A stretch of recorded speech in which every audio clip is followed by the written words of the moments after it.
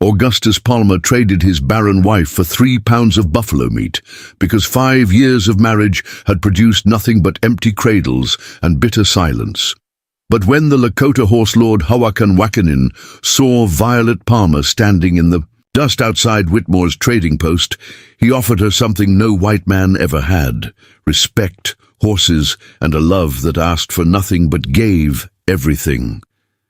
Red Mesa Territory, late summer 1876, where the Wyoming plains stretched endless and unforgiving under a sun that baked the earth to dust and cracked the souls of those foolish enough to believe they could tame this land. The trading post sat like a weathered bone against the horizon, its wooden walls grey from years of prairie wind and the dreams of desperate men who came here to barter away pieces of their lives for another day of survival.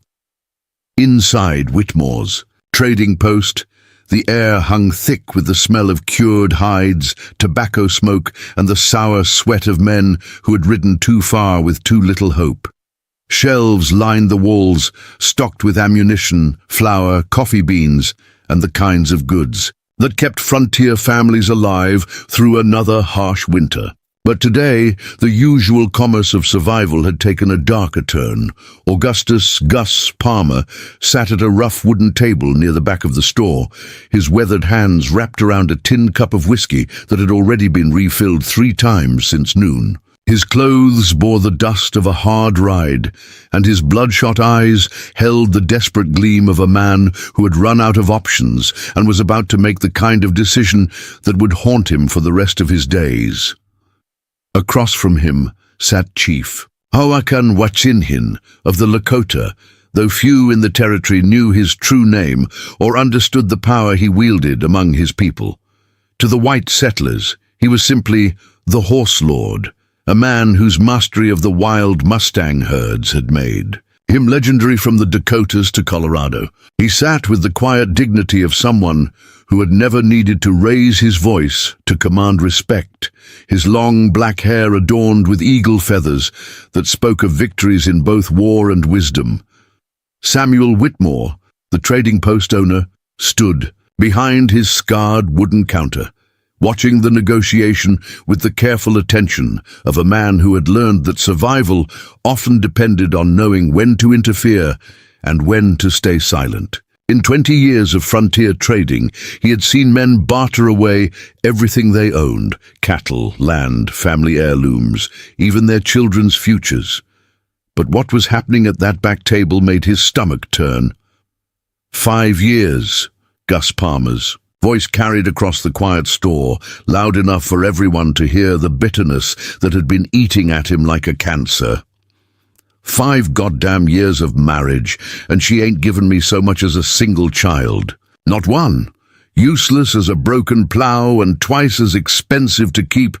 Violet Palmer stood near the front of the store, her back straight but her head bowed, organizing sacks of flour with hands that trembled despite her efforts to appear calm. At 23, she still carried traces of the beauty that had caught Gus's eye at a church social in Kansas, but 5 years of frontier life and monthly disappointments had carved lines around her green eyes and turned her auburn hair prematurely dull. She wore a faded blue dress that had been mended so many times it looked more like a patchwork quilt, and her thin frame spoke of too many meals skipped so that Gus could have seconds. The conversation at the back table had been going on for an hour, with Gus growing more desperate and more drunk with each passing minute.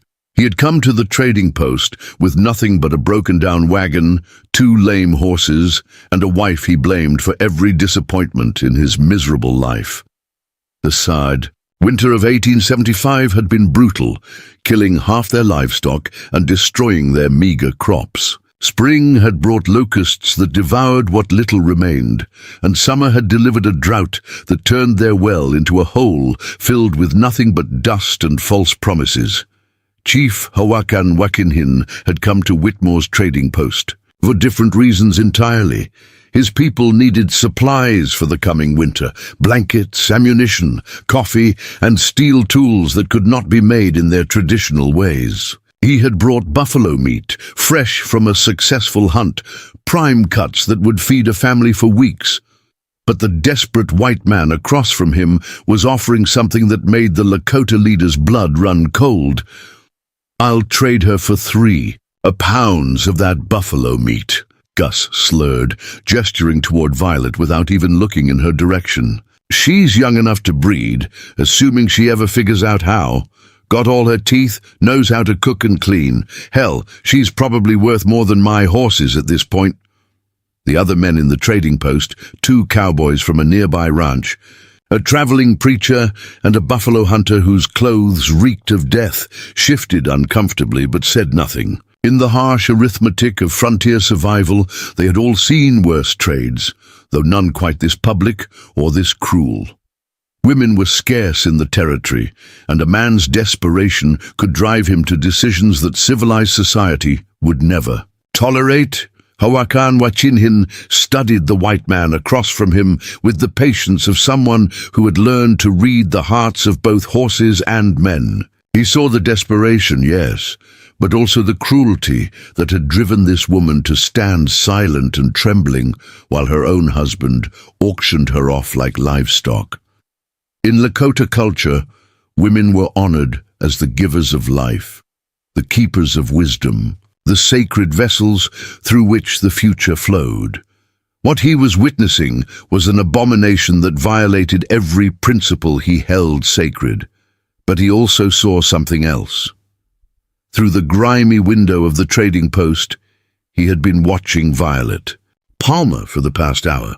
She moved with the quiet grace of someone who had learned to make herself invisible, but there was strength in her shoulders and intelligence in her green eyes.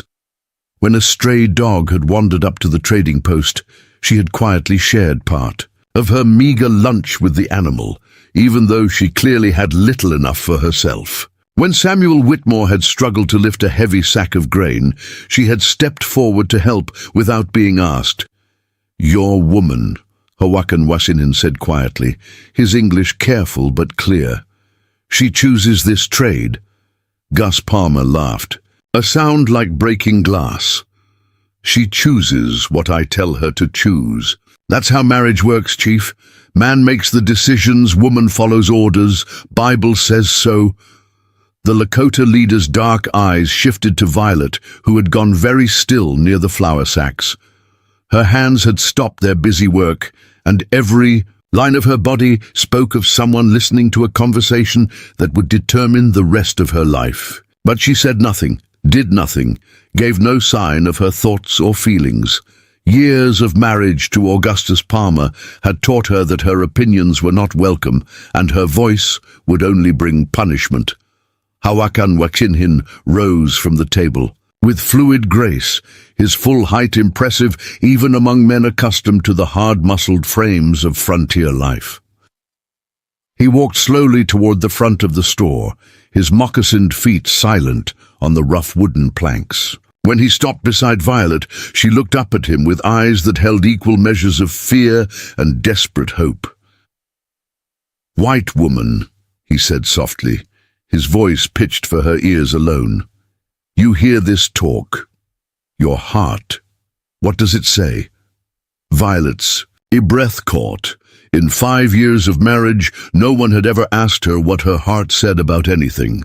Gus made decisions about where they lived, what they ate, how they spent their money, even when they attempted to conceive the children that never came. She was a possession, a tool, a disappointment, but never a person whose feelings mattered. She began, then stopped. The habit of silence was too strong, the fear too deeply ingrained. But something in the Lakota man's patient expression gave her courage to try again. "I don't want to be traded like a cow."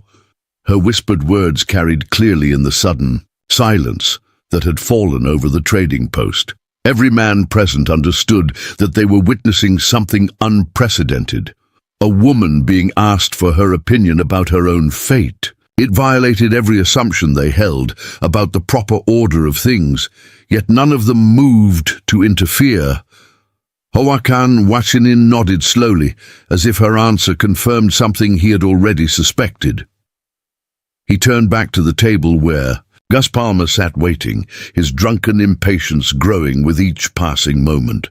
"The woman does not choose this trade," the Lakota leader said simply.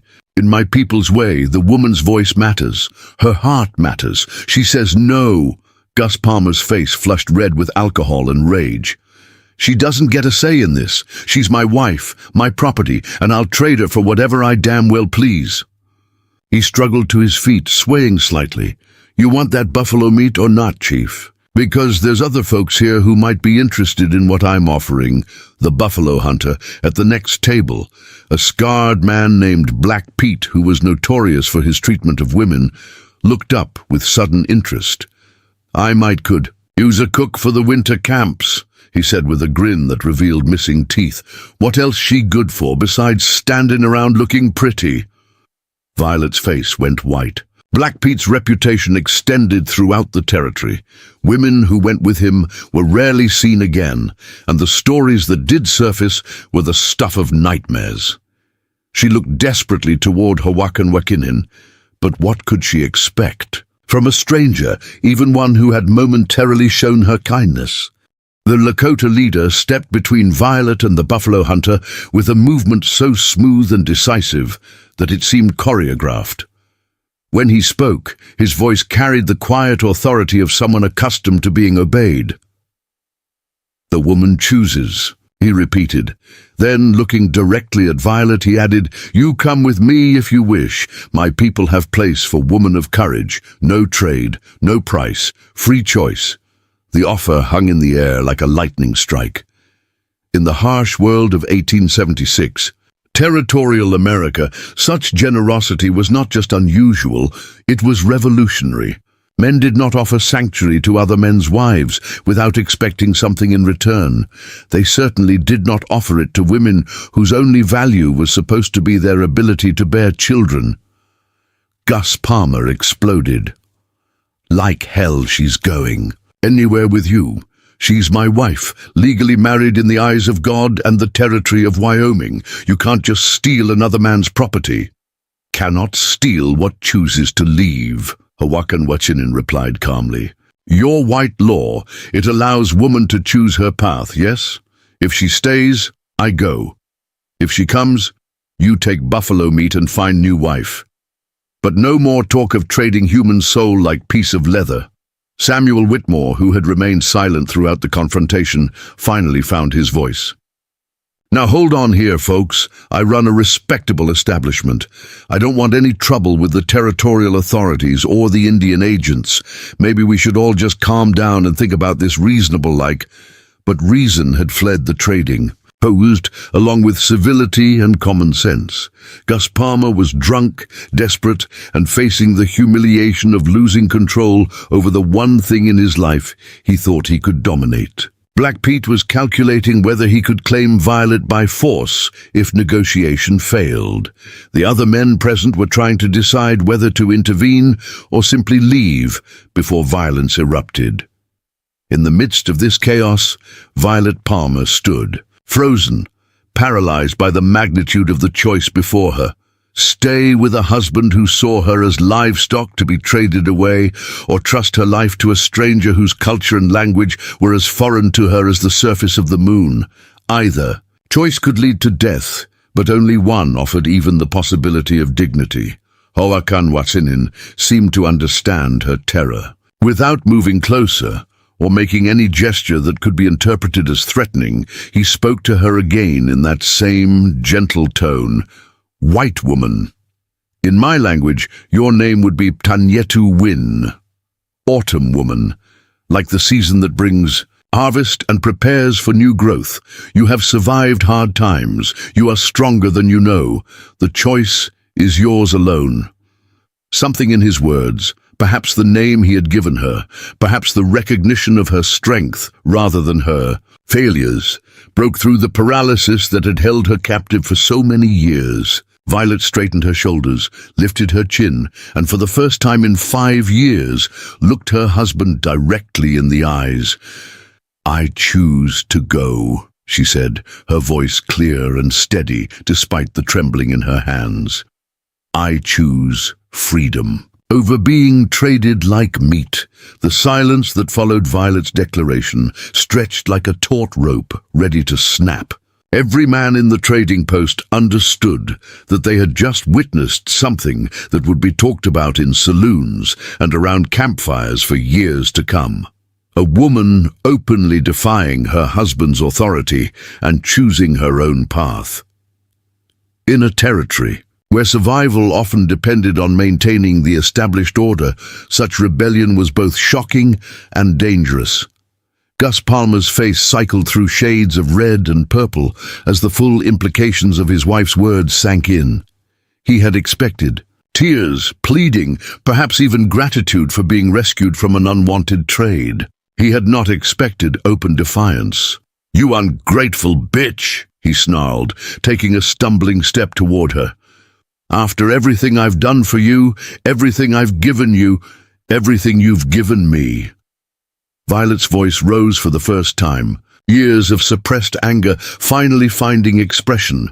"You've given me bruises when the crops failed. You've given me shame when my body couldn't do what you demanded.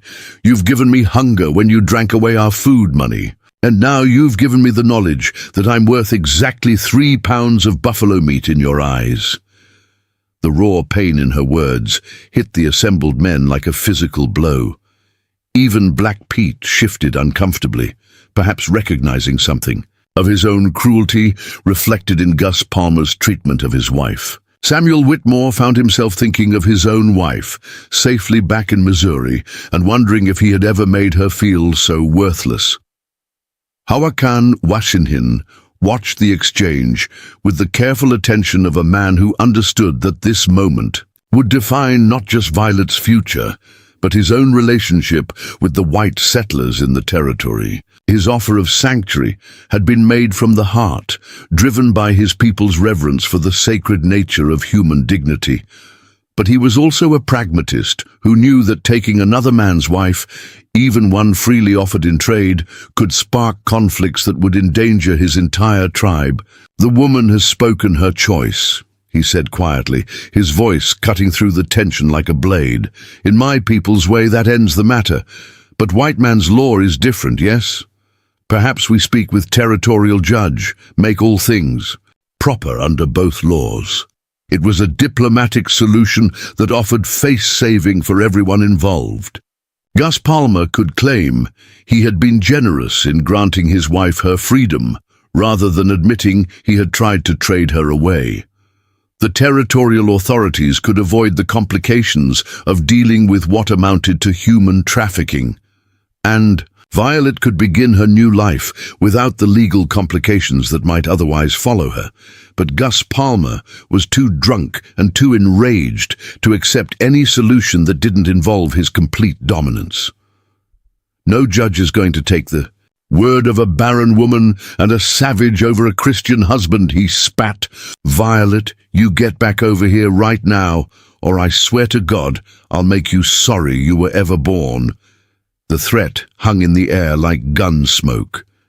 Everyone present knew that Gus Palmer was the kind of man who would follow through on such promises, and that Violet's defiance would be paid for in blood and bruises if she returned to his control. But they also knew that interfering in a domestic dispute could bring its own dangers. Hawakan Washinhin moved with the sudden fluidity of a striking snake. One moment he was standing calmly beside Violet. The next, he was directly in front of Gus Palmer, close enough that the white man could smell the leather and sage smoke that clung to the Lakota leader's clothes. When he spoke, his voice was soft as falling snow and twice as cold. "You threaten woman under my protection," he said simply. "In my people's way, that makes you my enemy. You want to be my enemy, white man?" The question was rhetorical, but it carried weight that even Gus Palmer's alcohol-clouded mind could understand. Hawakan Washinhin was not just any Lakota warrior. He was a chief whose influence extended across multiple tribes, whose horse herds numbered in the thousands, whose warriors were legendary for their skill in battle. making an enemy of such. A man was tantamount to signing one's own death warrant.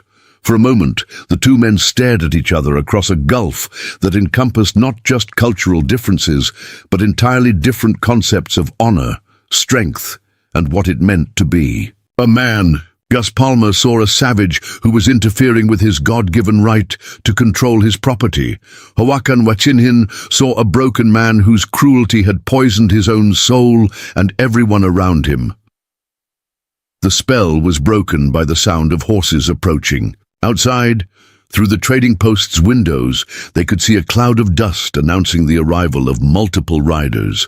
Samuel Whitmore squinted into the afternoon sun, then cursed under his breath. "That's Sheriff Morrison and a territorial marshal," he announced grimly. "Somebody must have sent word about the disturbance here." The news sent a ripple of unease through the assembled men. Territorial marshals had authority that superseded local law enforcement, and they were not known for their tolerance of situations that disrupted the fragile peace between white settlers and native tribes.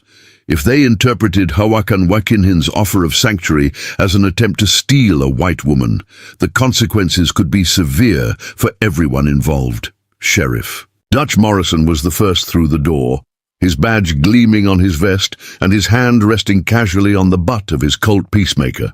He was followed by Marshal Frank Garrett, a lean man with cold eyes who had built his reputation on his willingness to use violence to maintain order.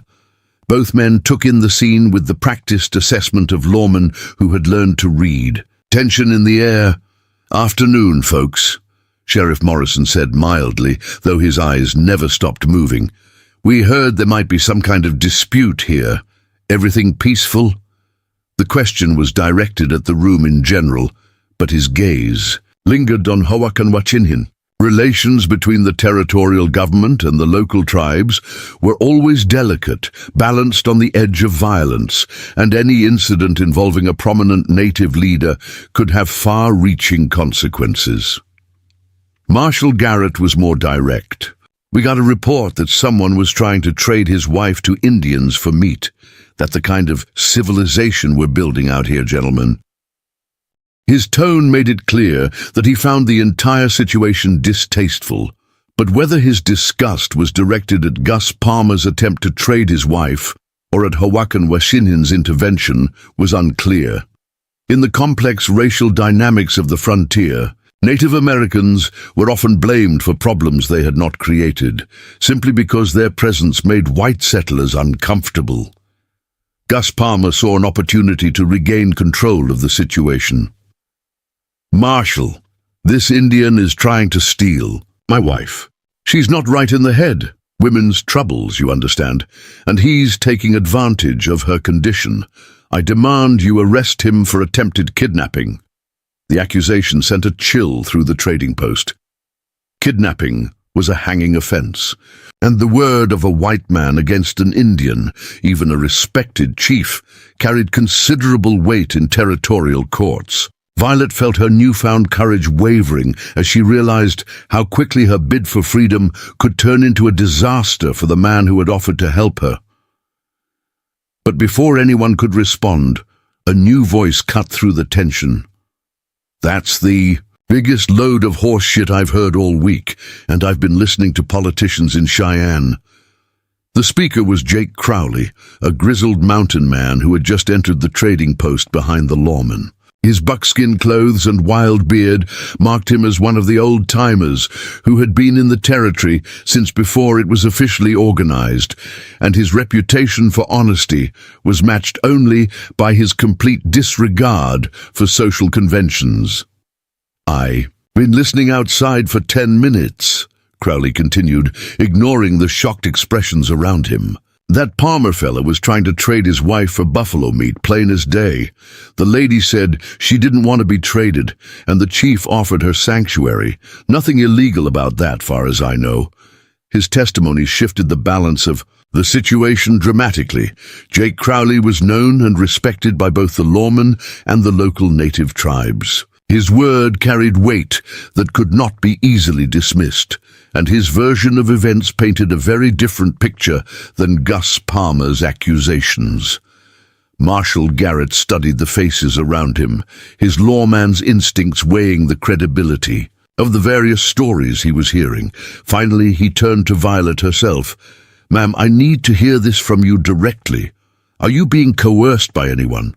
Are you making this choice of your own free will?" Violet felt the weight of every gaze in the room, the enormous pressure of a moment that would determine not just her own fate, but potentially the lives of everyone present. When she spoke, her voice was steady and clear. "Marshal, my husband, offered to trade me for meat because he considers me worthless. This man," she gestured toward Hawakan Wachinhin, "offered me a place among his people where I would be treated with respect. I choose respect over being property. I choose dignity over being traded like livestock. And I choose to go with someone who sees me as a human being rather than a disappointment." Her words rang with such conviction that even Marshal Garrett seemed moved by them. In his years of frontier law enforcement, he had seen the worst of human nature, but he had also learned to recognize genuine courage when he encountered it. The woman standing before him was not a victim being coerced.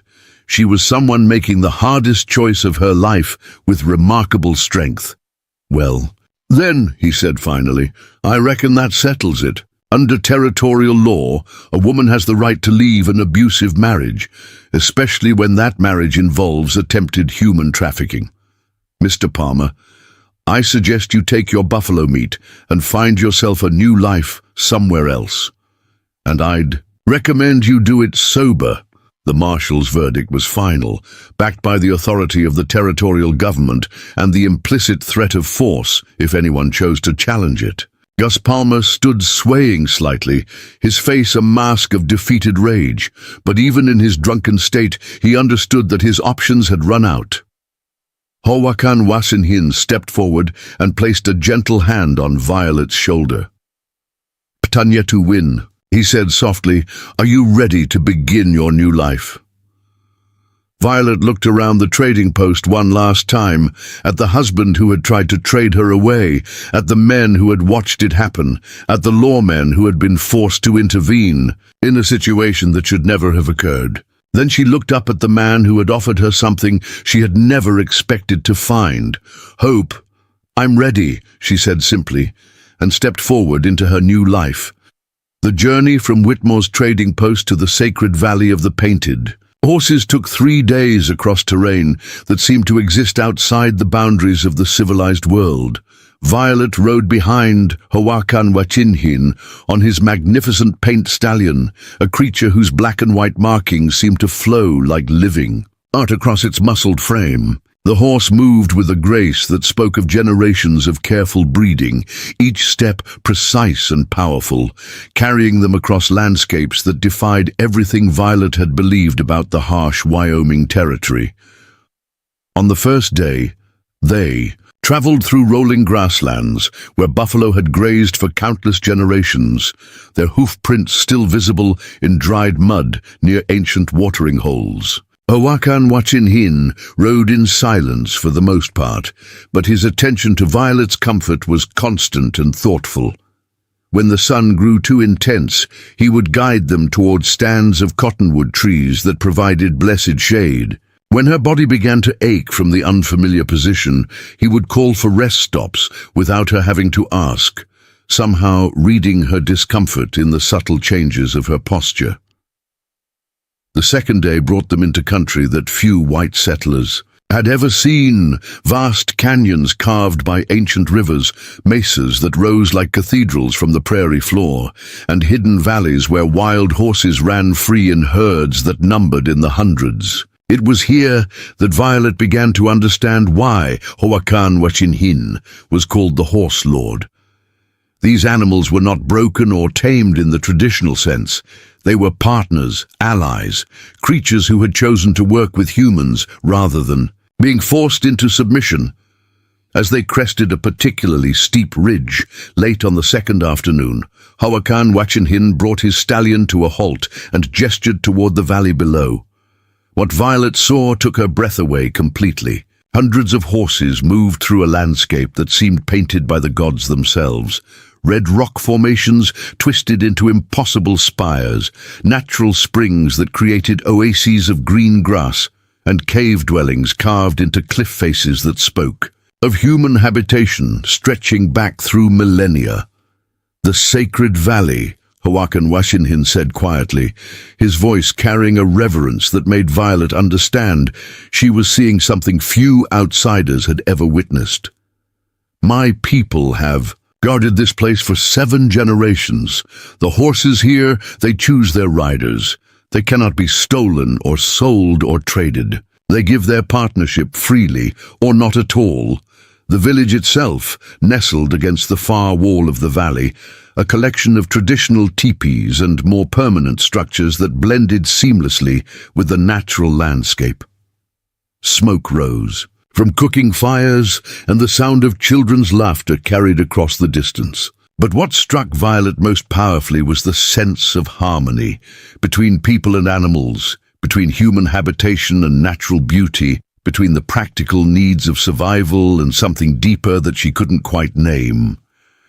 Their arrival in the village created a stir of curiosity rather than alarm. Children ran alongside the paint stallion, chattering in rapid Lakota and stealing glances at the white woman who rode behind their chief.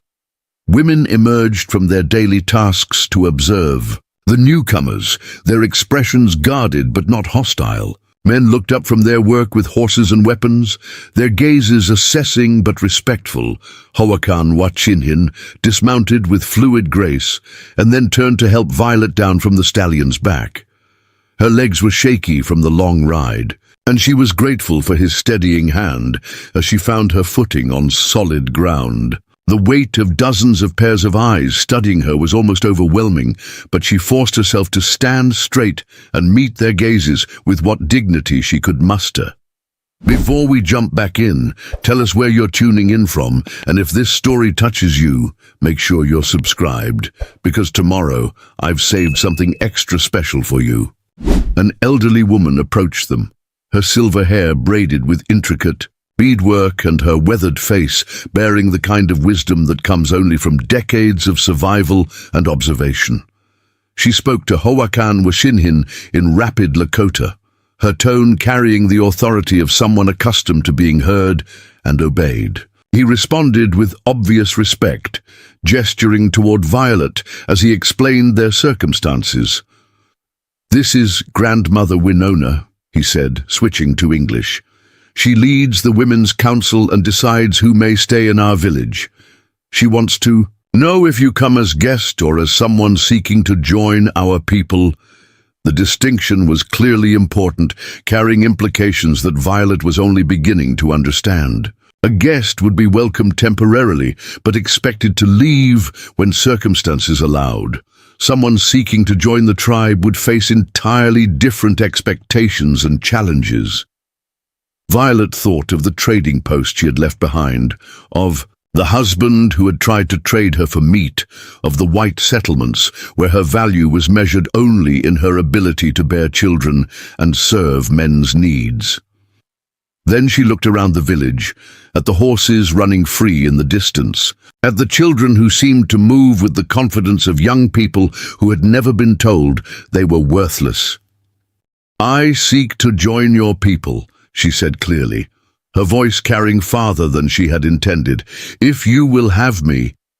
Grandmother Winona studied her for a long moment, those ancient eyes seeming to peer directly into Violet's soul. When she spoke again, her English was accented but precise, carrying the weight of someone who had learned the white man's language out of necessity rather than choice. "You run from white man's world because it brings you pain," she said, her voice neither condemning nor sympathetic, simply stating fact. "But running toward something is different than running away from something. What do you bring to our people? What do you offer besides your need for safety?" The question was fair but challenging, forcing Violet to examine her own motivations more deeply than she had during the emotional chaos of the past few days. She thought about her skills, her experiences, what she might contribute to a community so different from anything she had ever known. "I can work hard," she said finally. "I can learn your ways. I can care for horses. I grew up on a farm in Kansas before my marriage. I can cook and sew and tend the sick. I don't know your customs yet, but I'm willing to learn them. I ask only for the chance to prove myself worthy of your trust." Grandmother Winona's expression remained neutral, but something in her eyes suggested that Violet's answer had been adequate, if not inspiring. She spoke again to Hoakan Wachinin, their conversation growing more animated as other tribal members gathered to listen. Violet caught fragments of the discussion, references to white soldiers, to treaties broken and promises betrayed, to the risks of harboring a refugee from the settler world. Finally, Grandmother Winona turned back to Violet with a decision that would determine her immediate future. "You will stay with me for 1 moon cycle," she announced.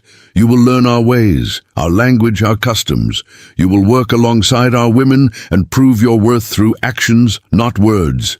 At the end of that time, the tribal council will decide if you may remain permanently or if you must seek your path elsewhere."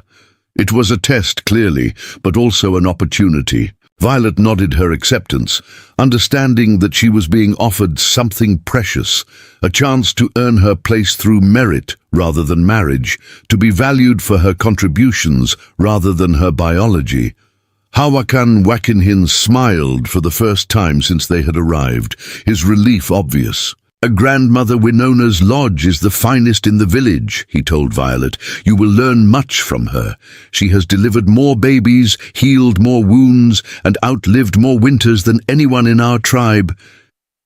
The elderly woman led Violet toward a large tipi decorated with intricate painted designs that told stories of hunts, battles, and spiritual visions. Inside, the space was surprisingly spacious and comfortable, with buffalo robes arranged around a central fire pit and personal belongings organized with meticulous care.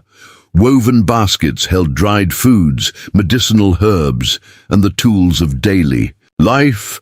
"White woman's clothes," Grandmother Winona said, gesturing toward Violet's worn dress with obvious disapproval. "Not good for our work, not good for our weather. We make you proper clothing." She opened a parfleche container and withdrew garments that took Violet's breath away. The dress was made from soft deerskin, decorated with elaborate beadwork, in patterns that seemed to capture the movement of wind across prairie grass. Matching moccasins completed the ensemble, their soles thick enough for rough terrain but flexible enough for quiet movement. "These belong to my granddaughter," Winona explained as she helped Violet change into the new clothing. "She died of white man's disease 3 winters ago. Same height as you, same small frame. She would want her things to serve someone who needs them." The gift carried emotional weight that Violet could feel but not fully comprehend.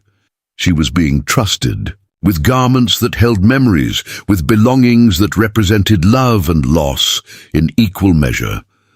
The transformation was remarkable. In her traditional Lakota clothing, Violet felt different, freer somehow, as if the restrictive expectations of white society were falling away along with her old dress. The soft leather moved with her body rather than constraining it, and the moccasins allowed her to feel the earth beneath her feet in a way that rigid boots never had. Over the following days, Violet's education in Lakota ways began in earnest. Grandmother Winona was a demanding teacher who accepted no excuses and tolerated no self-pity, but she was also patient with genuine effort and generous with knowledge earned through experience. Violet learned to identify medicinal plants, to prepare traditional foods, to tan hides, and work with porcupine quills. The language lessons were particularly challenging. Lakota was nothing like English, with tonal qualities and grammatical structures that seemed to reflect an entirely Different way of understanding the world. But Violet threw herself into the learning with desperate determination, practicing vocabulary while she worked and dreaming in fragments of her new language. More difficult than the practical skills were the cultural adjustments. Lakota society operated on principles that challenged everything Violet had been taught about proper behavior. Women held significant power and influence, their voices carrying weight in tribal decisions. Children were treated with respect rather than strict obedience. Elders were honored for their wisdom rather than merely tolerated as burdens. The relationship between humans and animals was perhaps the most revolutionary concept for Violet to grasp. In the white world, animals were property, tools to be used, resources to be exploited, creatures to be dominated. But among the Lakota, the relationship was one of partnership and mutual respect. Horses were not broken. They were invited into collaboration. Buffalo were not slaughtered. They were honored for their sacrifice. Violet's introduction to the horse herds came during her second week in the village. Hawakan had been watching her progress with obvious interest, and when Grandmother Winona reported that her student was adapting well to tribal ways, he invited Violet to join him in the daily work of tending the horses.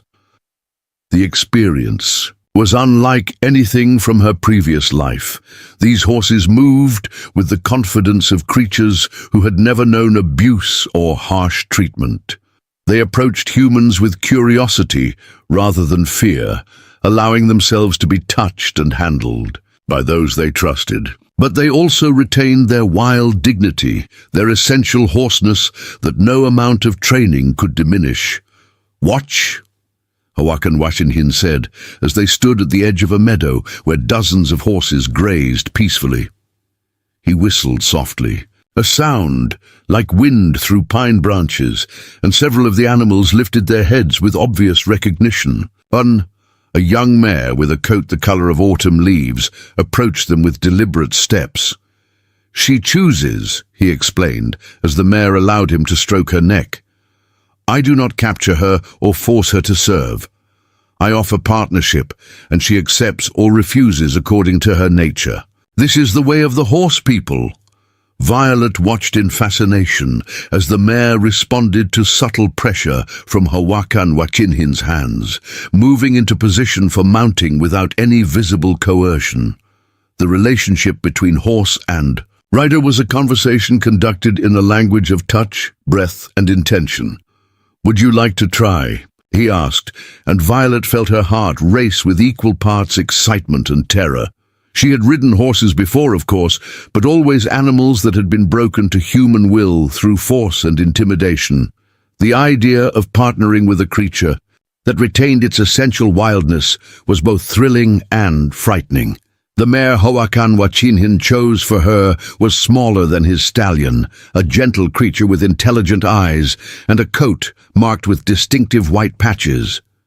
"Her name is Wikapayomni," he said. "It means she who brings dawn. She is young but wise, patient with those who respect her." Mounting Wikapayomni was like stepping into a different world. The mare responded to the slightest shift in Violet's weight, the subtlest pressure from her legs. There were no reins, no bit, no harsh metal restraints, only the partnership between two beings learning to trust each other.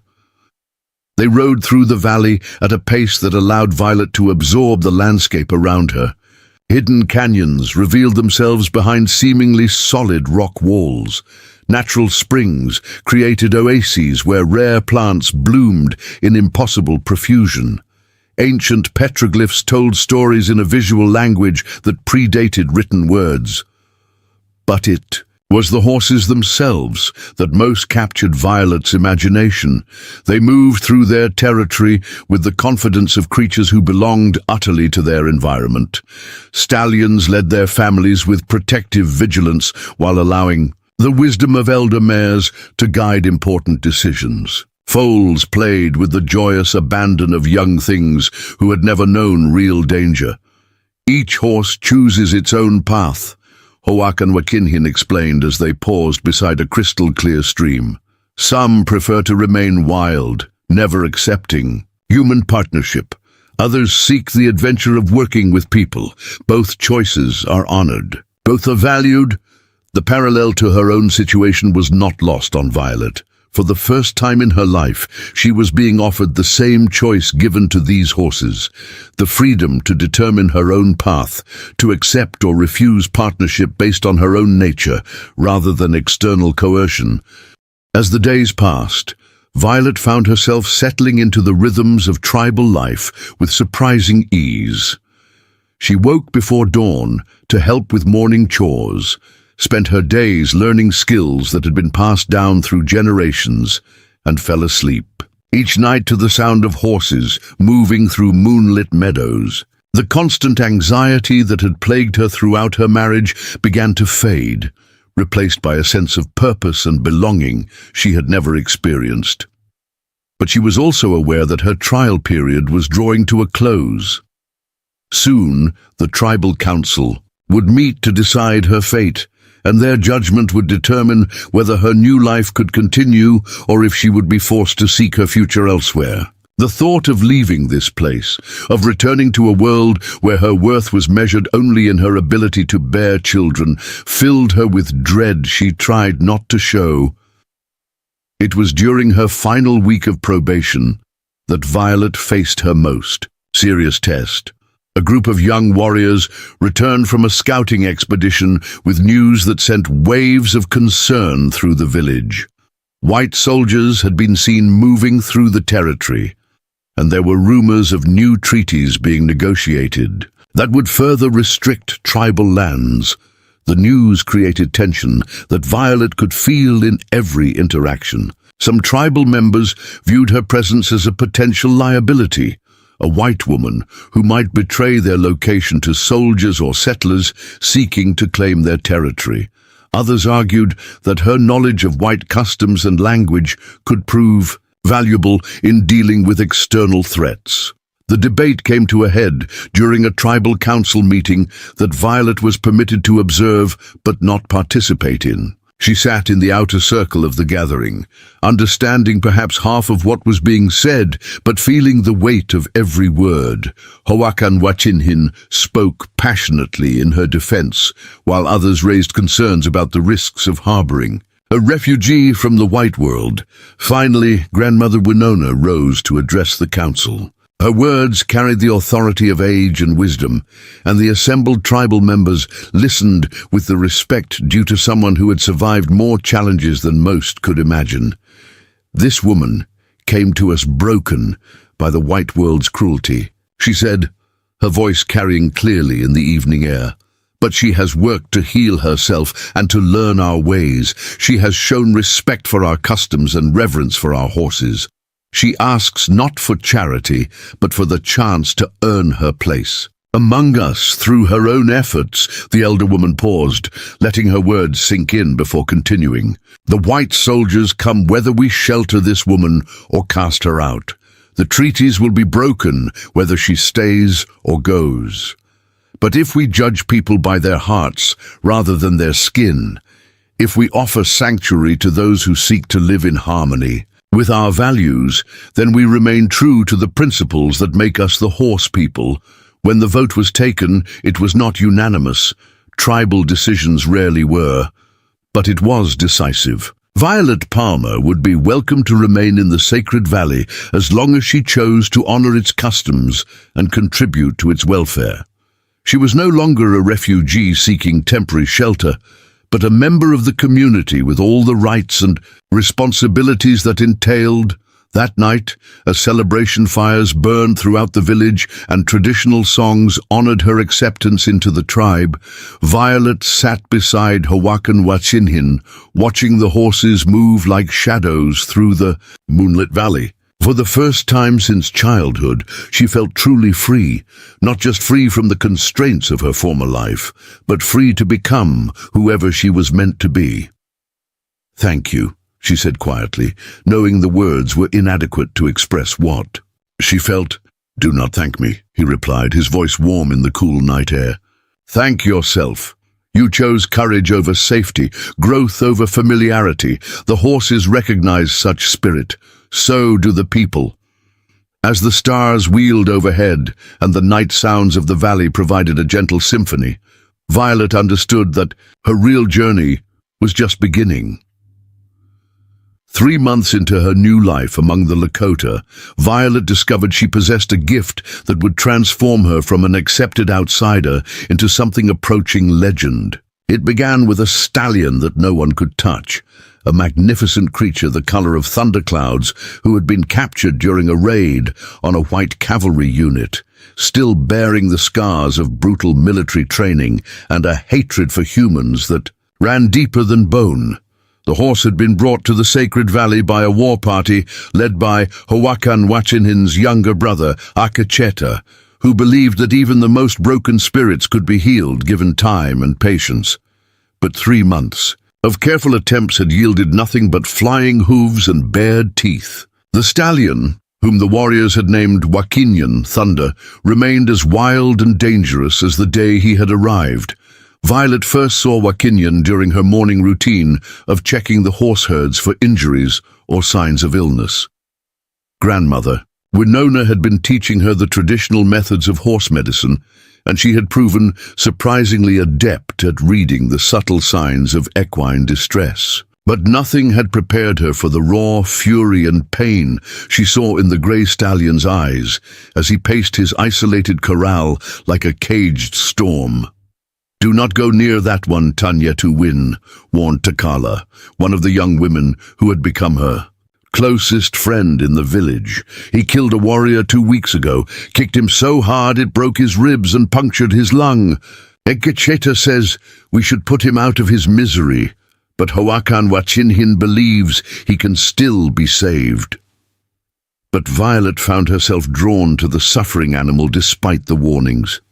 She had seen that same look of desperate rage in her own reflection during the darkest days of her marriage, the expression of a creature that had been broken by cruelty and now trusted nothing and no one. Perhaps it was recognition of a kindred spirit, or perhaps it was simply stubborn compassion, but she began visiting Wakinyan's corral each morning before the rest of the village stirred. At first, she simply sat outside the fence in silence, making no attempt to approach or interact with the stallion. She brought her daily tasks with her, mending moccasins, preparing medicinal herbs, working on the intricate beadwork that Grandmother Winona was teaching her.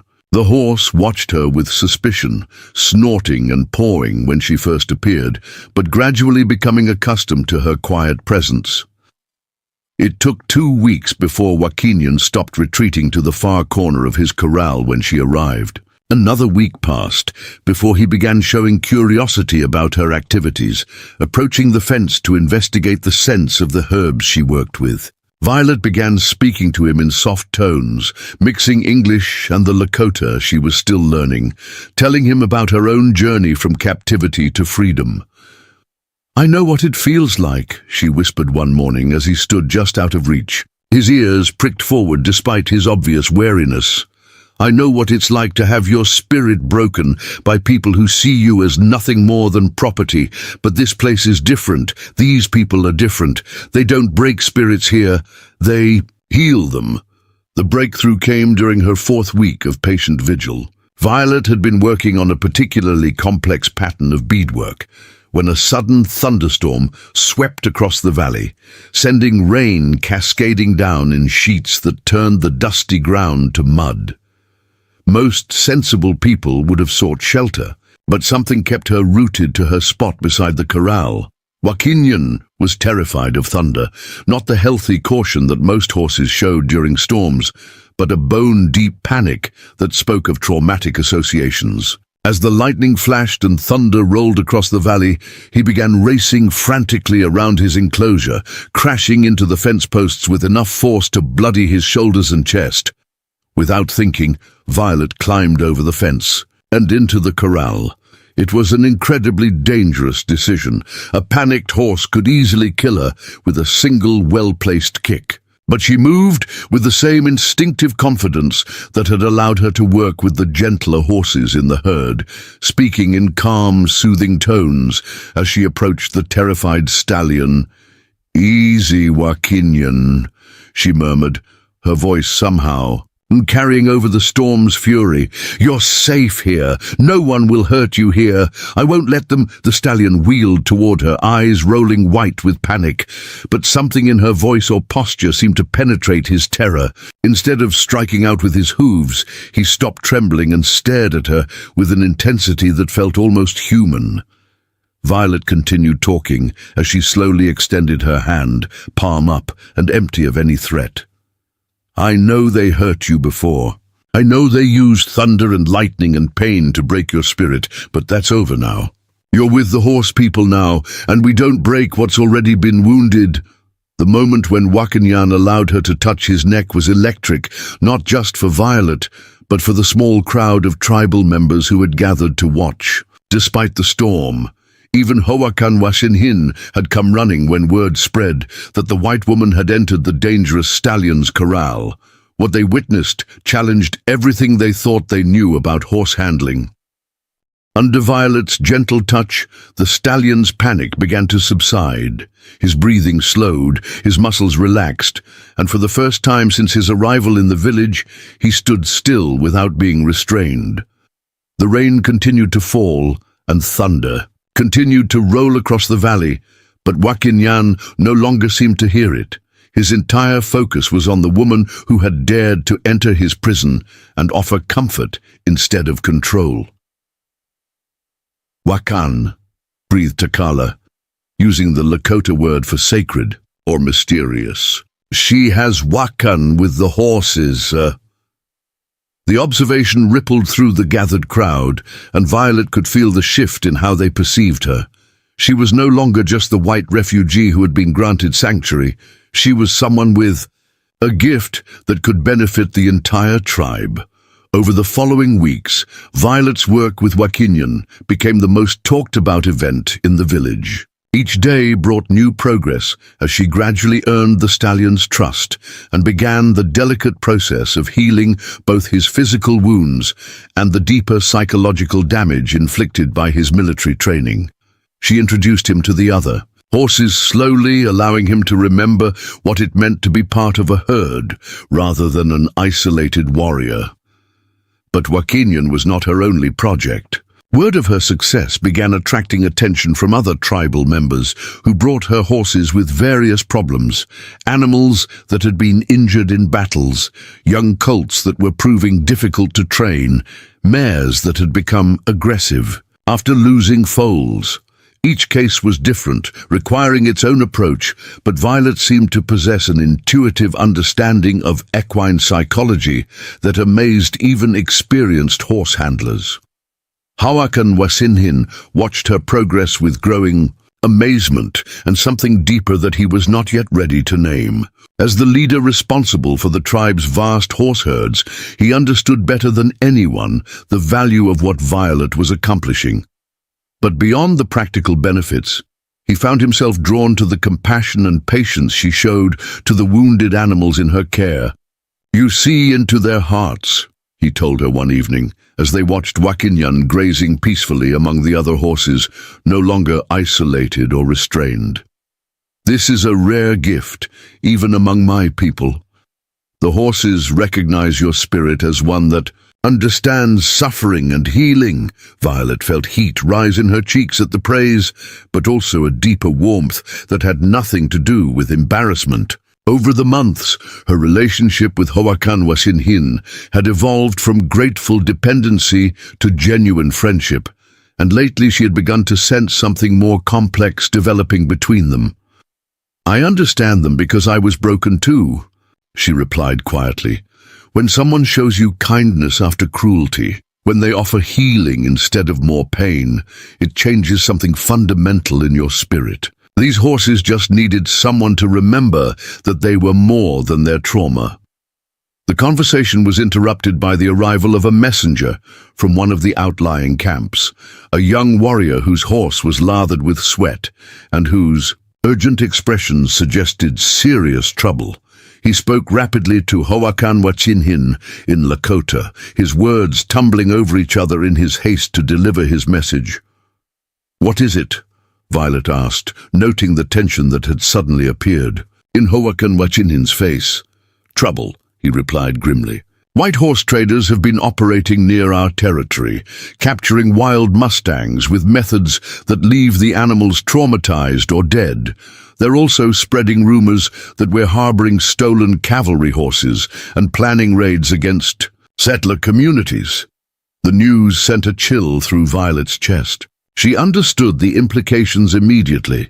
Such accusations could provide justification for military action against the tribe, regardless of their truth. Her presence in the village, already a source of occasional tension, could become a serious liability if authorities decided to investigate claims about stolen military property. "Wakinyan," she said quietly, the realization hitting her like a physical blow. "He's a cavalry horse. If soldiers come looking for stolen military animals, they will find him," Hoakan Wachinhin finished, his expression grim. "And they will assume we stole him rather than rescued him from certain death." The stallion in question was grazing, contentedly nearby, no longer the terrorized creature that had arrived months earlier. Under Violet's patient care, he had regained his physical health and much of his mental stability, but his military brands would always mark him as government property, regardless of how he had come to be in tribal hands. "There may be a solution," Hoakan Wachinhin continued after a moment of thought. "But it would require great courage from you and great trust from Wakinyan." He outlined a plan that was both brilliant and dangerous.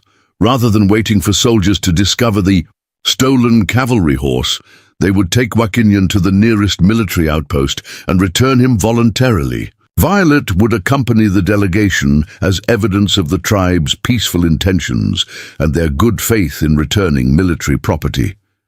Preparing and narrating this story took us a lot of time, so if you are enjoying it, subscribe to our channel. It means a lot to us now. Back to the story. "But you would have to leave the valley," he warned. "Once you enter the white world again, even temporarily, there's no guarantee you'll be allowed to return. The soldiers may decide to keep you or demand that you remain in white settlements for questioning." The prospect of leaving her newfound sanctuary was terrifying, but Violet understood the larger implications of the situation. If military action was taken against the tribe because of false accusations about stolen horses, many innocent people would suffer. Her personal safety seemed like a small price to pay for protecting the community that had given her a new life. "I'll do it," she said without hesitation. "But I want to take Wakinyan myself. If anyone can convince him to cooperate with military handlers again, it's me. And if I'm returning him personally, it proves that your people treated him well rather than abusing him." The plan that emerged from their discussions was complex and risky, but it offered the best chance of protecting both the tribe and the horses in their care. A small delegation would travel to Fort Morrison, the nearest military outpost, under a flag of truce. They would return Wakinyan and any other animals that might be claimed as military property, while also opening discussions about the false accusations being spread by the horse traders. Preparing Wakinyan for the journey required all of Violet's skill and patience. The stallion had made remarkable progress, but asking him to trust humans enough to enter military custody again was perhaps the greatest test of their relationship. She spent hours each day working with him, gradually reintroducing elements of cavalry training in positive contexts. "You don't have to be afraid anymore," she whispered, as she guided him through basic maneuvers, her hands gentle on his neck. "I know where we're going, and I know what they'll expect from you, but you're not the same horse who was broken by their methods. You're stronger now, wiser, and you have choices now that you didn't have before." The transformation in Wakinyan over those preparation weeks was remarkable to witness. Under Violet's guidance, He relearned the skills that had once been forced upon him through pain and intimidation, but now he performed them willingly, understanding that cooperation was a choice rather than a requirement. He trusted Violet completely, and that trust allowed him to face situations that would once have triggered panic attacks. As the departure date approached, the entire village seemed to hold its breath. Everyone understood that Violet's mission could determine not just her own future, but the safety and autonomy of their entire community. Children who had grown fond of the gentle white woman brought her gifts for the journey. Women who had taught her traditional skills offered prayers and protective charms. Warriors who had initially been suspicious of her presence now spoke of her with respect and admiration. The night before departure, Grandmother Winona called Violet to her lodge for a private conversation. The elderly woman had been more than a teacher over the past months. She had been a mentor, a protector, and something approaching a grandmother to the orphaned white woman. "You go into danger tomorrow," Winona said without preamble, her weathered hands busy with a piece of beadwork that seemed to capture moonlight in its patterns. "The white soldiers may not understand what you have become or value what you have learned. They may see only a white woman who has gone native, and try to force you back into their mold." She set aside her work and fixed Violet with those ancient, knowing eyes. "But you must remember, you are no longer the broken woman who came to us seeking shelter. You are Ptanyetu Win, the autumn woman who brings renewal after harsh seasons. You are the horse whisperer who heals wounded spirits. You carry our teachings in your heart and our prayers on your journey." From a decorated parfleche container, Winona withdrew a necklace of such extraordinary beauty that Violet gasped in recognition. Made from silver, turquoise, and beadwork so fine it looked like captured starlight, it was clearly a treasure of immense cultural and personal significance. "This belonged to my grandmother, and her grandmother before her," Winona explained. As she placed the necklace around Violet's neck, "It carries the protection of 7 generations of horse people women. Wear it tomorrow, and remember that you go not as a refugee returning to captivity, but as an ambassador carrying the honor of your adopted people." The weight of the necklace was nothing compared to the weight of responsibility and trust it represented. Violet felt tears threatening as she understood the magnitude of what was being entrusted to her, not just a family heirloom, but the hopes and safety of an entire community. "I won't let you down," she whispered, her voice thick with emotion. "You could not," Winona replied simply. "You have already proven your worth beyond question. Tomorrow, you prove it to the white world." As Violet returned to her sleeping robes that night, she could hear Wakinyan moving restlessly in his nearby corral, perhaps sensing the tension that filled the village. Tomorrow would test everything they had built together: her relationship with the stallion, her transformation from victim to healer, and her commitment to the people who had given her a new identity and purpose. The last thing she saw before sleep claimed her was the silhouette of Hawakan Wakinian standing guard near the horse enclosures, his presence a reminder that she was no longer facing her challenges alone. Fort Morrison squatted on the prairie, like a collection of grey wooden boxes, its walls bristling with cannon and its parade ground scarred by the boots of countless soldiers who had marched through its gates on their way to enforce the government's will upon the untamed territories. As Violet approached the military outpost, riding beside Hawakan Washinhin, leading the transformed Wakinian on a rope that he no longer needed, but that would reassure the white soldiers, she felt the familiar weight of 2 worlds pressing down upon her shoulders. The delegation consisted of 5 riders, Hawakan Wachinhin as the primary negotiator, 2 respected warriors named Mapia and Ohanzi, who served as both escorts and witnesses, a tribal elder called Wanbli, whose knowledge of white law had saved the tribe from several previous conflicts, and Violet herself as the living bridge. between cultures that seemed determined to misunderstand each other. They rode under a flag of truce, but everyone understood that such symbols offered no guarantee of safety when dealing with military commanders whose careers often depended on demonstrating decisive action against perceived threats. The forts. Sentries spotted them while they were still 2 miles away, and by the time the delegation reached the main gates, a small crowd of soldiers had gathered to witness the unusual sight of Lakota warriors voluntarily approaching a military installation. Violet could feel dozens of eyes tracking her movements, noting her native dress and her obvious comfort among her Indian companions. She had lived long enough in white society to understand how such appearances would be interpreted as evidence of either captivity or corruption, neither of which would work in her favor. Colonel Marcus Thornfield emerged from the commandant's office to personally greet the delegation, his bearing stiff with military protocol and his weathered face revealing nothing of his thoughts. He was a career soldier who had spent 15 years fighting various Indian tribes across the frontier, and his reputation for both tactical brilliance and ruthless efficiency had earned him his current command. Behind him walked Captain James Morrison, the fort's intelligence officer, whose job involved tracking tribal movements and assessing potential threats to white settlements.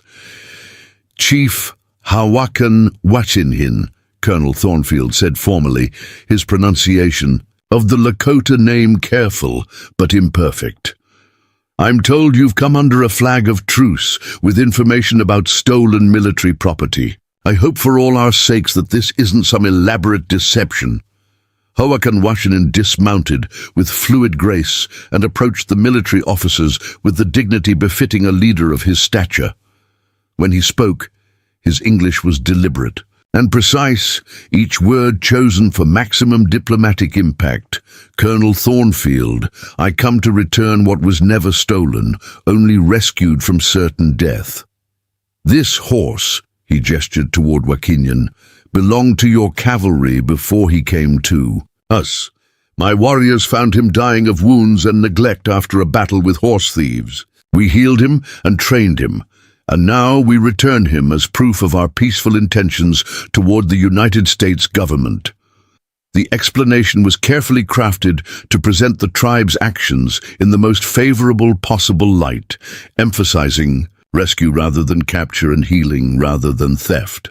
But Violet could see skepticism in the soldiers' faces as they examined Wakinian, noting his obvious health and training, while wondering what the Lakota might have done to accomplish such a transformation. Captain Morrison stepped forward to examine the stallion more closely, his experienced eye taking in details that would help him assess both the horse's condition and the story behind his recovery.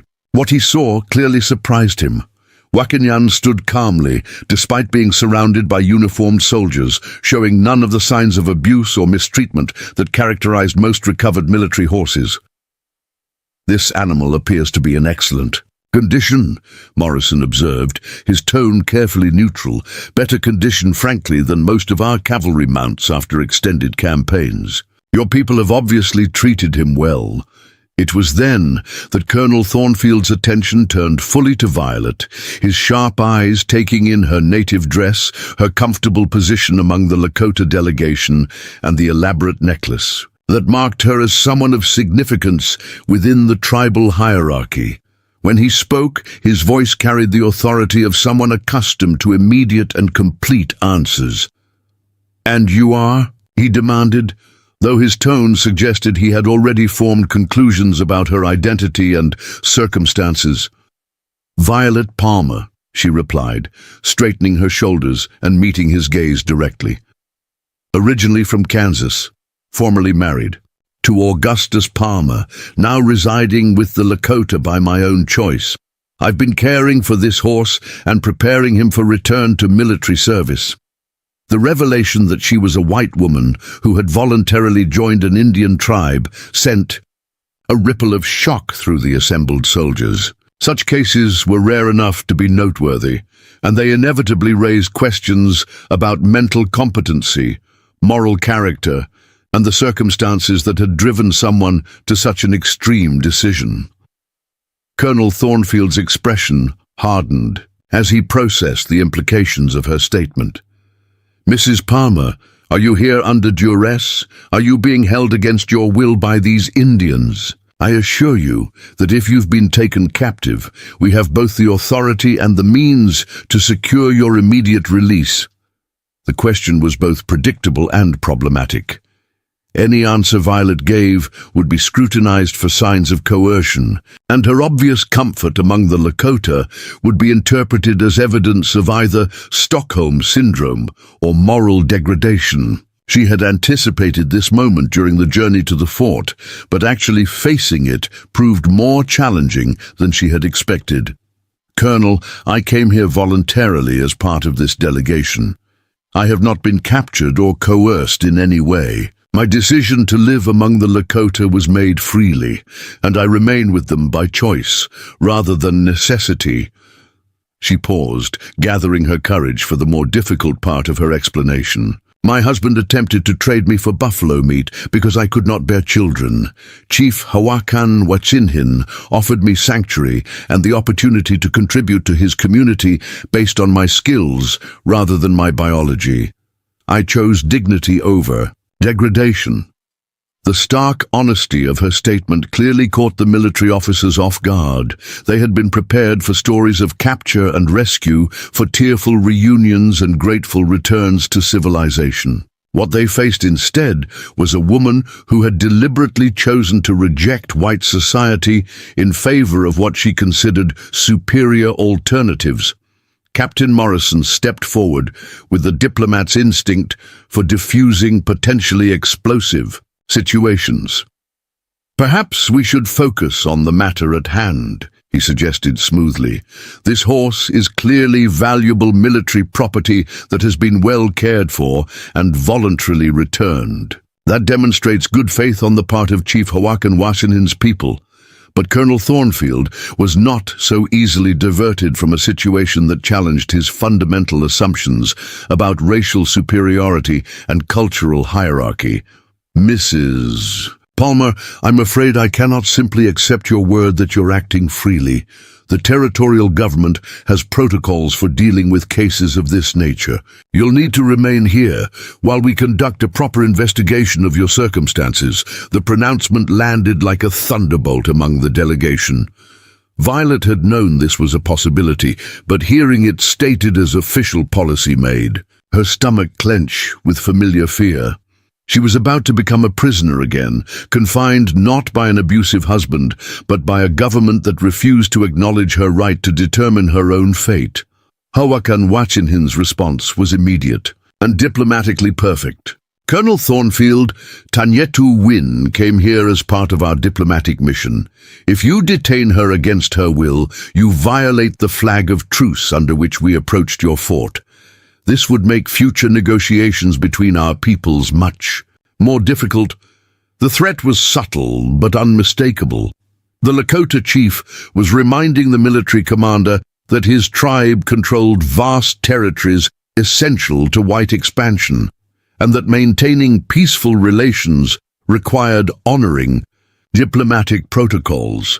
Violating those protocols could lead to conflicts that would be both costly and politically embarrassing.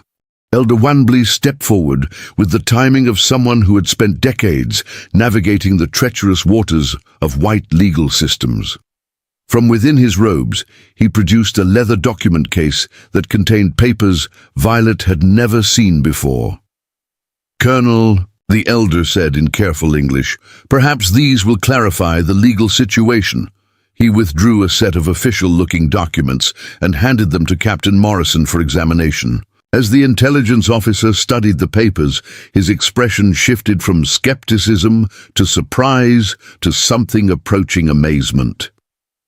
"These appear to be territorial divorce papers," Morrison announced, his voice carrying across the parade ground to the gathered soldiers. "Legal dissolution of marriage between Augustus Palmer and Violet Palmer, dated 6 months ago and properly filed with the territorial court in Cheyenne."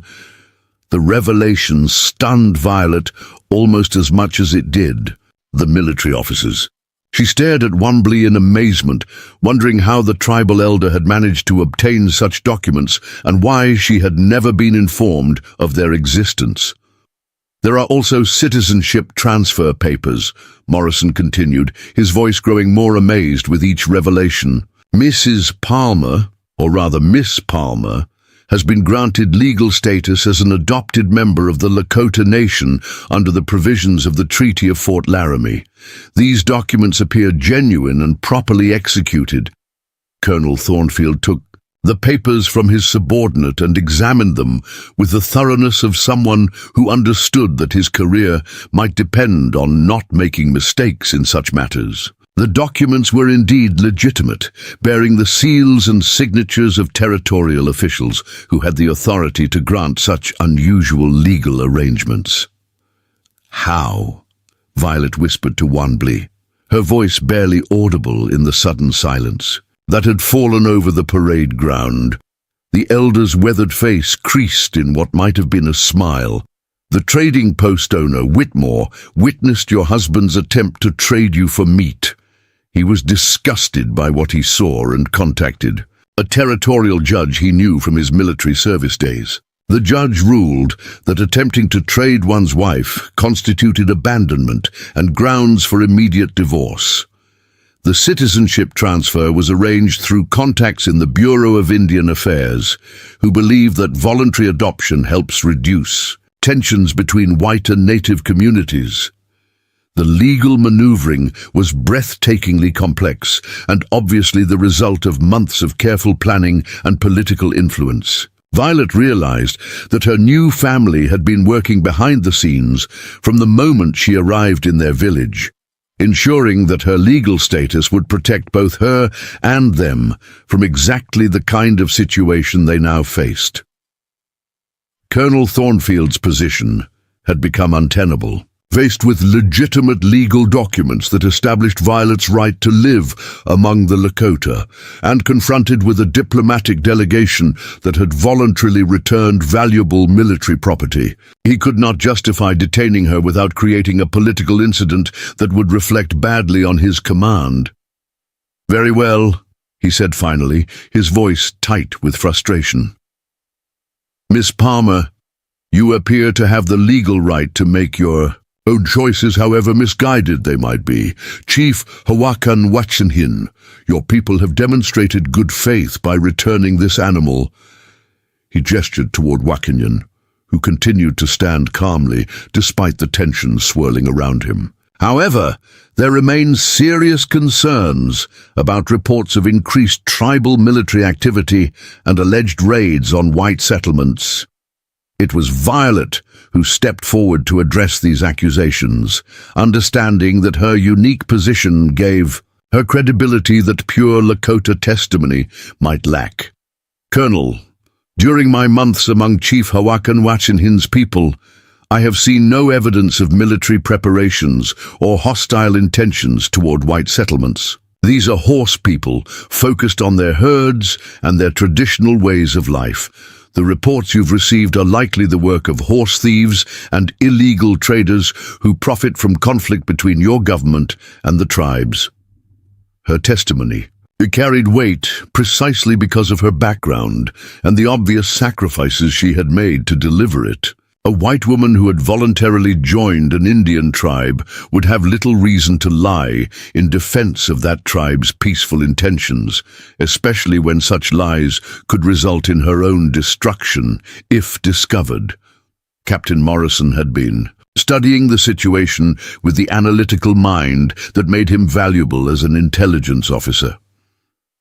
"Colonel," he said quietly, "this delegation's actions suggest a tribal leadership that prioritizes diplomacy over confrontation. They've returned valuable property, provided legal documentation for their claims, and offered testimony about the real sources of regional tensions. This represents exactly the kind of cooperation we need to maintain stability in the territory." The recommendation was both pragmatic and politically astute. Colonel Thornfield understood that his superiors would be more impressed by peaceful resolution of potential conflicts than by dramatic military actions that might prove unnecessary and expensive. Very well, he decided after a moment of calculation. Chief Hawakan Watsinin, I accept the return of this animal as evidence of your people's peaceful intentions. Miss Palmer, I trust you understand the gravity of your choices and their potential consequences. Captain Morrison will prepare a full report of this meeting for transmission to territorial headquarters. The formal conclusion of the negotiation represented a victory for everyone involved, but Violet understood that the real test was yet to come. As the delegation prepared to leave Fort Morrison, she found herself approached by a young cavalry officer whose weathered face showed the kind of damage that came from years of hard campaigning. "Ma'am," Lieutenant David Harrison said quietly, his voice pitched to avoid attracting attention from his superior officers. "That grey stallion. I knew him before. He was my mount during the campaign against the Northern Cheyenne last year. Finest horse I ever rode, but something broke inside him during a particularly brutal engagement. The army was going to put him down rather than try to rehabilitate him." He paused, studying Wakinyan with obvious emotion. "I don't know what you people did to heal him, but I can see that he's whole again. That's something approaching a miracle, and I wanted you to know that at least one soldier appreciates what you've accomplished." The young officer's gratitude provided a moment of warmth in what had been a tense and difficult day. Violet realized that not all white soldiers were committed to the destruction of native peoples, and that individual relationships could transcend the larger conflicts between cultures and governments. As the delegation mounted their horses and prepared for the journey back to the Sacred Valley, Violet felt a complex mixture of relief and apprehension. They had successfully navigated the immediate crisis, but she understood that larger challenges lay ahead. Her legal status might protect her from arbitrary detention, but it could not shield her from the fundamental conflicts between the world she had left and the world she had chosen. The ride away from Fort Morrison was conducted in contemplative silence, each member of the delegation processing the implications of what they had accomplished. They had proven that diplomacy could resolve conflicts that might otherwise lead to bloodshed, but they had also revealed the extent to which their community was now entangled with white legal and political systems. As the sun began to set, and the familiar landscape of their territory came into view, Hawakan Watsinin finally broke the silence that had accompanied their departure from the military fort. "You spoke well today, Ptanyetuwin," he said, his voice carrying warmth and respect. "Your words carried weight because you chose to be here rather than being forced to stay. That choice gives you a voice that pure blood cannot provide." Violet felt her heart swell with pride and something deeper that she was not yet ready to name. Over the months, her relationship with the Lakota leader had evolved from grateful dependency to genuine partnership, and today's events had proven that she could be more than a rescued refugee. She could be a bridge between worlds that desperately needed to understand each other. As they crested the final ridge before descending into the Sacred Valley, Violet saw the familiar sight of the horse herds moving through their evening routines, and she felt a sense of homecoming that she had never experienced in the white world. Tomorrow would bring new challenges, but tonight she was returning to a place where her value was measured by her contributions rather than her biology, where her voice mattered because of her wisdom rather than her gender. The stars were beginning to appear overhead as the delegation finally reached the village, where the entire community had gathered to hear the results of their diplomatic mission. Winter arrived in the Sacred Valley with unprecedented fury, bringing blizzards that lasted for days and temperatures that froze the breath in a person's lungs before it could escape their lips. But the physical harshness of the season paled in comparison to the human storms that were gathering on the horizon, as word reached the village that Augustus Palmer had not simply disappeared into obscurity after losing his wife. Instead, he had spent the month since her departure building a coalition of disgruntled settlers, failed prospectors, and professional Indian fighters who saw the Lakota horse herds as an opportunity for both revenge and profit. The first warning came from a Cheyenne trading party that had encountered Palmer's group at a whiskey traders' camp 3 days' ride from the Sacred Valley.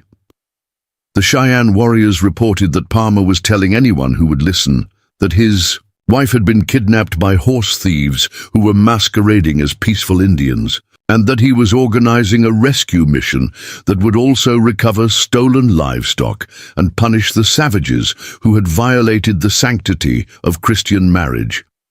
"He has maybe 30 men with him," reported the Cheyenne messenger, a scarred warrior named Two Hawks, who had known Hawakan since childhood. "Most are drunk most of the time, but they have good rifles and plenty of ammunition. More dangerous, they have a man with them who knows these mountains, a former Army scout named Jeremiah Kask, who has been hunting your people for years." The news sent ripples of concern through the village council, but it was Violet who understood the true scope of the threat they faced. She knew Augustus Palmer better than anyone, understood his capacity for self-deception and his willingness to justify any action that served his wounded pride. He would not come seeking reconciliation or even simple revenge. He would come with the righteous fury of a man who believed that God and country supported his crusade. "He'll attack during the new moon," she told the assembled council, her voice steady, despite the fear that gnawed at her stomach. Augustus always said that Indians were night fighters who used darkness as a weapon, so he'll choose the darkest night to prove that white men are superior even in the enemy's preferred conditions. And he'll target the horse herds first. He knows that's what gives you power and mobility. Hawakan listened to her analysis with the respect due to someone who had proven her strategic understanding, but the weight of leadership pressed heavily on his shoulders as he considered their options. The Sacred Valley had been chosen as a sanctuary precisely because it was defensible, with narrow passes that could be held by small numbers of warriors against much larger forces. But defending the valley meant potentially sacrificing the horse herds that grazed in the outer meadows, and those herds represented not just wealth, but the foundation of their entire way of life. "We could move the horses deeper into the valley," suggested Akacheta, Hawakan younger brother, whose warrior instincts favored aggressive action over passive defense. "Drive them up into the high pastures where Palmer's men cannot reach them with their horses and wagons, and leave them to starve when winter storms make the high country impassable," countered Elder Wambley, whose decades of experience had taught him to consider the long-term consequences of tactical decisions. "We cannot save the horses by destroying their ability to survive the season." The debate continued through the night, with various council members proposing strategies that ranged from diplomatic negotiation to preemptive strikes against Palmer's camp. But as dawn approached, it was Violet who proposed the solution that would ultimately carry the day, not because it was without risk, but because it offered the possibility of ending the threat permanently rather than simply postponing it. "Let me go to him," she said quietly, her words cutting through the tired arguments like a knife through leather. "Let me ride out under a flag of truce and end this before it begins. Augustus wants me back, not because he loves me, but because losing me makes him look weak in front of other men. If I can convince him that I'm returning willingly, he might disband his group and leave your people in peace." The suggestion provoked immediate and vehement opposition from multiple council members who understood that such a mission would essentially be suicide. Palmer had spent months building his coalition around the narrative of rescuing his kidnapped wife from savage captors. Admitting that she had left willingly would destroy both his credibility and his justification for the expedition he had organized. He will not let you simply walk away again, Hawakan Wachinin said, his voice heavy with the knowledge of what such a sacrifice would mean. Once he has you, he will use you as proof that his expedition was justified, and then he will still attack us to recover the horses he claims we stole. Your courage would accomplish nothing except your own destruction. But Violet had been thinking beyond the immediate tactical situation, drawing on her understanding of both her former husband's psychology and the broader political forces that were driving events in the territory. Not if I go with witnesses, she replied. Not if I go with someone whose testimony the territorial authorities would have to respect if something happens to me. The plan that emerged from their continued discussions was complex and dangerous, but it offered genuine hope for a resolution that would protect both the tribe and the horse herds that were essential to their survival. Violet would indeed approach Palmer's camp under a flag of truce, but she would be accompanied by Captain Morrison from Fort Morrison, who had volunteered to serve as an official observer and mediator after receiving reports about Palmer's illegal militia activities.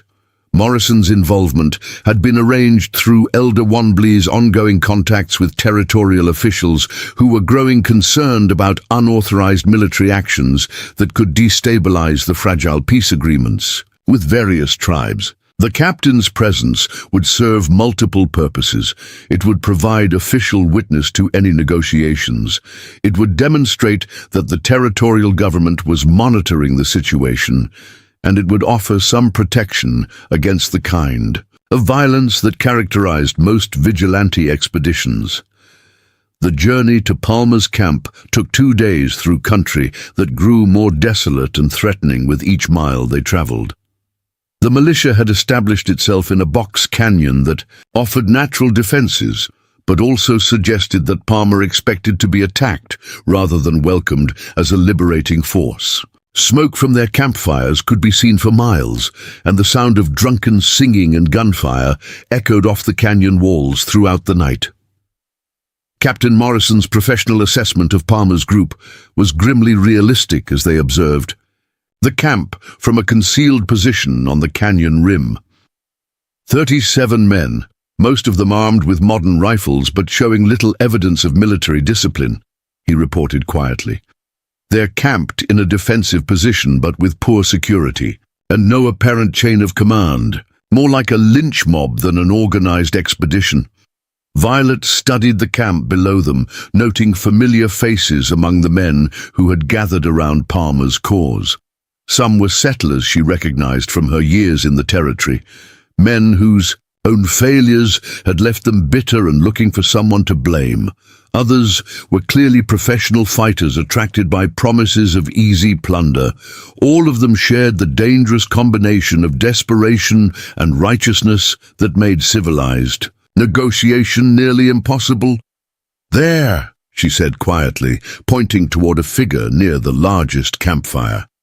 That's Augustus. See how he's holding court, telling stories, and buying drinks for anyone who will listen? He's playing the role of the wronged husband whose honor demands satisfaction. In his mind, he's the hero of this story. The observation proved accurate. As they descended into the canyon under their flag of truce, with Palmer immediately assuming the theatrical posture of a man whose patient suffering had finally been vindicated by the arrival of official support. He greeted Captain Morrison with elaborate courtesy, while barely acknowledging Violet's presence, as if her opinions and choices were irrelevant to the larger questions of law and order that men were gathered to address. Captain Morrison, Palmer declared, his voice carrying clearly across the camp, I'm grateful that the territorial government has finally recognized the seriousness of this situation. These savages have been harboring my kidnapped wife for months, using her as a hostage while they raid white settlements and steal livestock. It's time for justice to be served. Morrison's response was diplomatically neutral but subtly undermining, to Palmer's narrative. "Mr. Palmer, I'm here to investigate reports of unauthorized military activity and to ensure that any actions taken comply with territorial law. I understand there are conflicting accounts of recent events that need to be clarified before anyone takes precipitous action." The captain's careful language immediately created tension in the camp, as Palmer's supporters realized that their expedition might not have the official sanction they had been promised. Several men began exchanging worried glances, while others moved closer to hear the conversation that would determine whether they were heroes or criminals in the eyes of the law. It was then that Violet stepped forward to address her former husband directly, her voice steady despite the hatred she could see burning in his bloodshot eyes. "Augustus, I came here to tell you the truth about what happened at Whitmore's trading post. You offered to trade me for buffalo meat because you thought I was worthless. The Lakota chief offered me sanctuary because he valued my humanity. I chose dignity over degradation, and I would make the same choice again." Her words hit the assembled men like a physical blow, destroying Palmer's carefully constructed narrative in a few simple sentences. The men who had joined his expedition expecting to rescue a kidnapped white woman were suddenly faced with the reality that they had been recruited to help a man reclaim property that had chosen to leave him. Palmer's face cycled through shades of red and purple as the implications of Violet's testimony sank in. "You're lying," he snarled, his voice rising to a shout that echoed off the canyon walls. "They've poisoned your mind with their heathen ways, turned you against your own people, your own race. Captain, you can see what they've done to her. Look at those savage clothes, that pagan jewelry. This isn't my wife speaking. It's some kind of Indian puppet they've created." But the damage to his credibility was already done. Several of Palmer's supporters were backing away from the confrontation, unwilling to be associated with what was clearly a domestic dispute rather than a heroic rescue mission. Others were studying Captain Morrison's uniform and calculating the legal consequences of participating in unauthorized military action against peaceful tribes. Morrison seized the moment to establish official control over the situation. "Mr. Palmer, based on the testimony I've heard and the legal documents I've reviewed, it appears that Miss Palmer, she's legally divorced now, made her choices freely, and has the right to live where she chooses. I'm ordering you to disband this militia immediately and return to your homes before you find yourselves facing federal charges for inciting violence against treaty tribes." The confrontation might have ended there, with Palmer's expedition collapsing under the weight of legal reality and political pressure. But the months of drinking and plotting had poisoned Palmer's judgment beyond the reach of reason or consequences. Instead of accepting defeat, he reached for the revolver at his hip with the desperate fury of a man who had nothing left to lose. "If I can't have her, nobody can," he screamed, his weapon clearing its holster with surprising speed despite his obvious intoxication. "She's mine by right, and if she won't come back willing, she can come back dead." The gunshot that followed was not Palmer's. Jeremiah Kask, the former Army scout whose experience had kept him sober and alert, while others drank themselves into stupidity, had been watching the confrontation with the cold calculation of a professional killer. When Palmer drew his weapon, Kask made the instant decision that a living witness to their illegal activities was more dangerous than a dead martyr to their cause. Palmer collapsed with Kask's bullet in his chest, his own weapon discharging harmlessly into the air as he fell. The sound of gunfire brought the entire camp to its feet, men reaching for weapons and demanding to know who was shooting and why. In the chaos that followed, several of Palmer's supporters decided that discretion was the better part of valor and began slipping away from what was rapidly becoming a disaster. Captain Morrison took immediate control of the situation with the authority of federal law and military training. "This camp is now under territorial jurisdiction," he announced, his voice carrying over the confused shouts and arguments. Anyone who wants to avoid federal prosecution for participating in illegal militia activities will lay down their weapons and disperse immediately. Most of Palmer's remaining supporters needed no further encouragement to abandon an expedition that had clearly gone catastrophically wrong. Within an hour, the canyon that had housed 37 would-be Indian fighters contained only Morrison, Violet, Cask, and Palmer himself, who was still alive but rapidly bleeding to death from a wound that no frontier medicine could heal. In his final moments, Augustus Palmer achieved a clarity that had eluded him throughout their marriage and his months of planning for revenge. "Violet," he whispered, his voice barely audible above the wind that whistled through the canyon walls. "I was never enough for you, was I? You needed something bigger than what I could give." It was the closest he would ever come to understanding that her departure had been about finding herself rather than rejecting him. But even that limited insight came too late to change anything that had happened between them. Violet knelt beside her dying former husband and spoke the words that would grant them both peace. "You deserved better than what we had together," she said quietly. "We both did. I hope you find it wherever you're going." Augustus Palmer died as the sun set over the canyon that had been meant to serve as the launching point for his vindication, and with his death ended the last threat to Violet's chosen life among the horse people. Spring returned to the Sacred Valley with a gentle warmth that seemed to wash away the harsh memories of winter and the violence that had threatened to destroy everything Violet had come to love. 3 months had passed since Augustus Palmer's death in the canyon. 3 months during which she had thrown herself into the work of healing, not just the horses that continued to arrive in need of her special touch, but her own spirit, which carried scars from confronting the man who had once owned her life.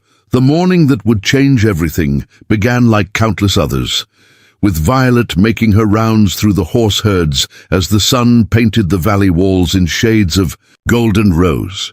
She had developed a routine over her year among the Lakota, checking each animal for signs of injury or illness, noting which mares might be ready to foal, observing the complex social dynamics that governed herd behavior. But today, something was different. Today, Hoakan Wachinhin was waiting for her beside the stream that ran through the heart of their territory. He stood with the patient stillness that she had come to associate with important moments, his tall frame silhouetted against the morning light, his weathered hands holding something that glinted silver in the dawn. As she approached, Violet could see that he wore his finest ceremonial clothing, a shirt decorated with intricate beadwork that told the story of his family's victories in war and wisdom, leggings adorned with the sacred symbols of the horse, people, and moccasins that had been blessed by tribal elders. "Patan yet to win," he said softly, using the name that had become more real to her than the one she had been born with. "Will you walk with me to the place where the wild horses drink?" The request was simple, but something in his tone suggested deeper significance. Violet nodded, falling into step beside him as they followed a path that wound through meadows where colts played under their mother's watchful eyes and stallions grazed in peaceful coexistence. The watering place he had mentioned was a natural spring that bubbled up from deep within the earth, creating a pool so clear that it seemed like a window into another world. It was here that the truly wild horses, those who had never accepted human partnership, came to drink in the early morning hours, and it was considered sacred ground where no hunter would ever disturb the ancient rhythms of the herd. As they reached the pool's edge, Hoakan Washinhin turned to face her directly, his storm-grey eyes holding an intensity that made her heart race with anticipation and something deeper that she was finally ready to acknowledge. "For many seasons, I have watched you heal broken spirits and bring harmony to troubled hearts," he began, his voice carrying the formal cadence of someone making a declaration that would echo through generations. You came to us as a refugee from the white world's cruelty, but you have become something more precious than the finest horses in our herds." He paused, reaching into his shirt to withdraw the object that had caught the morning light. A necklace of silver and turquoise, so exquisite that it seemed to capture the very essence of sky and earth. But this was not just any piece of jewelry. Violet recognized it as the marriage necklace worn by Howakan Wachinhin's grandmother, a woman whose love story had become legend among the horse people. "My grandmother was stolen by raiders when she was 16, he continued, his fingers tracing the intricate metalwork with reverent care. "My grandfather rode for 7 days through enemy territory to bring her home, but when he found her, she chose to stay with him, not because she had to, but because she wanted to. Their love was built on choice, not capture, on respect, not domination." The parallel to her own story was unmistakable, but what took Violet's breath away was the realization that he was not just sharing family history. He was offering her a future that honored both her journey and her worth. When he held out the necklace, his hands steady despite the magnitude of what he was proposing, she understood that this was not a white man's marriage proposal based on property and obligation, but something entirely different. "Tanyetu Win, you have taught me that the strongest partnerships are those freely chosen by both spirits. Will you choose to bind your life to mine? Will you help me lead our people through the changes that are coming to this land?" His voice carried no demand, no expectation of automatic acceptance, only the hope of a man who had found his equal and was brave enough to offer his heart without guarantee of return. Violet felt tears streaming down her cheeks as she looked at this remarkable man who had given her everything without asking for anything in return.